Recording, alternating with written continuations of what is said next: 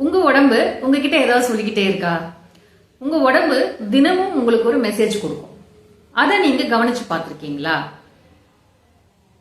காலை எழுந்தா சோர்வா இருக்கா? அடிக்கடி பசிக்குதா? சின்ன வேலை செஞ்சாலும் ரொம்ப களைப்பா இருக்கா? இது வயசு மட்டும் காரணம் கிடையாதுங்க.